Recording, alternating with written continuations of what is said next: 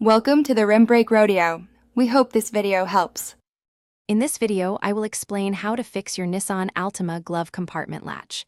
Many Altima owners experience issues with their glove box not closing properly or getting stuck. This common problem is usually due to a broken internal plastic component or a dislodged pin.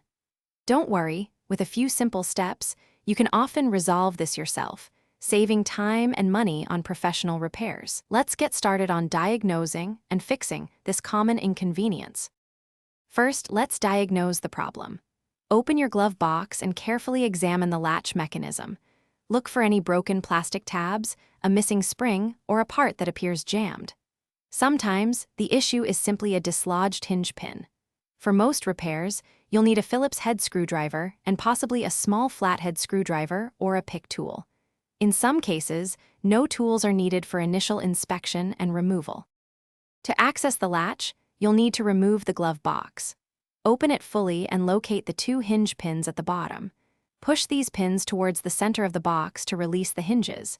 Carefully unhook the box and disconnect the small tether that prevents it from slamming open.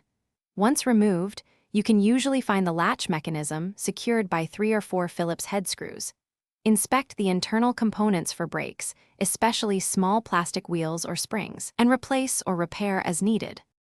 With the latch repaired or replaced, it's time to reassemble. First, reconnect the dampening tether to the side of the glove box. This can be a bit tricky. Next, align the glove box with its hinge slots and push the 2 hinge pins back into place until they are secure. Close and open the glove box several times to confirm the latch engages properly and the door stays securely shut. Congratulations, you've successfully fixed your Nissan Altima glove compartment latch. Thanks for watching. Consider subscribing if we helped you.